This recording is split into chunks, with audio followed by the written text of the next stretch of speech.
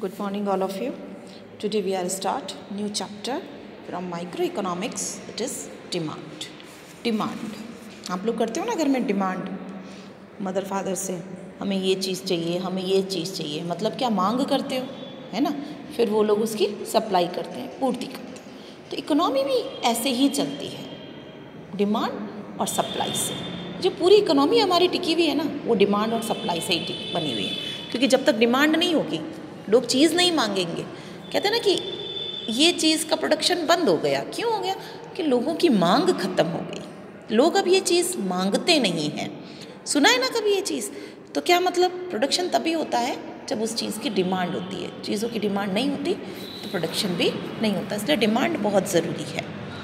तो यहाँ पर हम बात करेंगे डिमांड के मीनिंग की। तो सबसे पहले हमें जानना होगा डिमांड माने क्या। तो goods are demanded because they have the capacity to satisfy our wants, है ना। हम उन्हीं चीज़ों की तो डिमांड करते हैं जो चीज़ें हमारे को सेटिस्फैक्शन देती है। जब मुझे प्यास लगे तो मुझे सेटिस्फैक्शन कौन देगा? पानी देगा। तो उस वक्त मेरी डिमांड क्या होगी? A glass drink of water, है ना। वो डिमांड में है। अब उसके लिए मैं कुछ भी देने को रेडी हूँ क्योंकि मैं प्यासी हूँ, है ना। तो कहने का मतलब क्या है कि goods are demanded because they have the capacity to satisfy our wants. But every want of a consumer cannot be called a demand. लेकिन हर मांग को हम डिमांड नहीं कह सकते, है ना। कि कंज्यूमर ने कुछ भी चाहा और उसको हमने डिमांड मान लिया, ऐसा नहीं होता। उसके लिए आप पे करने के लिए भी रेडी होने चाहिए। मुझे मैरानगढ़ चाहिए, अब मेरी चाहत है, लेकिन मैं उसके लिए पे कर सकती हूँ क्या? तो ये डिमांड थोड़ी ना हुई। मुझे मैरानगढ़ चाहिए, मेरी चाहत है, ये मैं चाह रही हूँ, लेकिन ये डिमांड तो नहीं हुई ना, क्योंकि मैं उसके लिए पे नहीं कर सकती। मेरी चाहत उसको पूरी करने के लिए मैं वो दाम देने को तैयार हूँ जिस दाम पर मुझे वो वस्तु मिल जाए, वो डिमांड है ना। मुझे एप्पल खानी है, मेरी चाहत है, मैंने डिमांड की, मैं उसके लिए 10 रुपीज़ पे करने के लिए रेडी हूँ, इट इज़ डिमांड। मुझे मैरानगढ़ चाहिए, ये डिमांड नहीं है क्योंकि मैं उसके लिए पे नहीं कर सकती, है ना। लेकिन मुझे एप्पल चाहिए और मैंने उसे खरीद कर खाया, इट इज़ डिमांड। मैं उसके लिए पे कर सकती हूँ ना, मैं अपने रिसोर्सेज को ख़त्म कर सकती हूँ उसके लिए, तो वो डिमांड है, ठीक है ना। तो हर चाहत डिमांड नहीं होती। Demand does not mean mayor desire for a commodity. Okay, generally desire, wants and demand are interchangeably used in day-to-day life. Okay, but in economics all these terms have different meanings. Desire का अलग है, want का अलग है, वो सब अलग है। तो 3 different terms हैं इसके, उसके बारे में हमें जानना होगा। तो desire means a mere wish to have a commodity, like desire of a poor person for a car with just ₹200 in his pocket. उसकी पॉकेट में केवल 200 रुपीज़ हैं पुअर पीपल के और उसको कार चाहिए, है ना। So desire is just a wish to process something, मुझे चाहिए लेकिन वो उसको पूरा नहीं कर सकता। A want is that desire which be backed by the ability and willingness to satisfy it. Want मने जिसे हम पूरी भी कर सकते हैं, लाइक मैंने अभी जो एप्पल का एग्जाम्पल दिया, ठीक है वो, और जो पहले एग्जाम्पल दिया डिज़ायर का, वो हो गया आपका मैरानगढ़, और वांट का मतलब हो गया एप्पल। तो देखिए इसके लिए हम क्या बात करेंगे। तो every desire is not a want, नहीं हो सकती ना। जैसे मैरानगढ़ मेरी वांट, डिज़ायर मेरी चाहत है लेकिन वो पूरी नहीं हो सकती। तो वांट मने क्या? जिसे मैं पूरी कर सकूँ, है ना। एप्पल के दाम में चुका कर उसको ले सकती हूँ, मतलब मेरी विलिंगनेस, मेरी वेल्थ में जो शामिल हो, इट इज़ डिमांड। ओके, तो desire is not a want but a desire can become a want. Desire want बन सकती है लेकिन वांट कभी भी डिज़ायर नहीं बन सकती, है ना।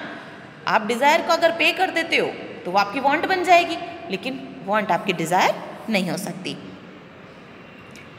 तो if the person is in a position to satisfy it, अगर वो उसकी पोजिशन में है, जैसे मैं एप्पल खरीदने की पोजिशन में तो हूँ लेकिन मैरानगढ़ खरीदने की पोजिशन में नहीं हूँ, तो मैं एप्पल को खरीद कर अपनी वांट को सेटिस्फाई कर सकती हूँ, लेकिन मैं मेहरानगढ़ को खरीद कर अपनी वांट को सेटिस्फाई नहीं कर सकती। तो कहने का मतलब है वांट क्या है? वांट वो है जिसके लिए मैं पे कर कर अपने आप को सेटिस्फाई कर सकूँ, इट इज़ वांट, और वही जाकर डिमांड बनती है।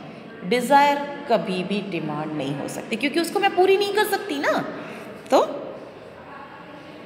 Demand is an extension to want and it has two more characteristics. First is demand is always defined with reference to price. बिल्कुल, डिमांड हमेशा प्राइस के रेफरेंस में दिया जाएगा। देखिए, कॉमन पीपल की कॉमन टॉक है, अगर किसी चीज़ के दाम बढ़ जाएंगे आप उसको खरीदना पसंद नहीं करेंगे, और अगर किसी चीज़ के दाम कम हो जाएंगे आप उसको लेना पसंद करेंगे। तो डिमांड हमेशा प्राइस से इफेक्ट करती है। प्राइस से इसका सीधा रिलेशन है, प्राइस बढ़ेगी डिमांड घटेगी, प्राइस कम होएगी डिमांड बढ़ जाएगी। है इनवर्स रिलेशन, लेकिन सीधा रिलेशन है। रिलेशन इसका बिल्कुल सीधा है, लेकिन रिलेशन कैसा है? इनवर्स रिलेशन, क्योंकि प्राइस घटती है तो डिमांड बढ़ती है, प्राइस घटती है तो डिमांड बढ़ती है, और प्राइस बढ़ती है तो डिमांड घटती है। इसे हम कहते हैं अपोजिट रिलेशन, या हम कहेंगे इनवर्स रिलेशन। आया समझ में? चलिए, तो buy a book, demand is always defined with reference to price. Okay, तो demand for a commodity is always stated with reference to its price. With a change in price, quantity demanded may also change, as more is demanded at lower price and less at higher price. Okay, so therefore demand is meaningless without reference to price. बिल्कुल, price के बिना तो demand बिल्कुल meaningless हो जाती है। इसके बाद आपकी बात आती है, demand is always with respect to a period of time. Obviously जब आप प्यासे हो तभी तो आपकी पानी की ज़रूरत होगी, तभी तो आपके पानी की डिमांड होगी। आपका पेट भरा है और आप खाने के लिए डिमांड करो, ये तो नहीं हो सकता ना।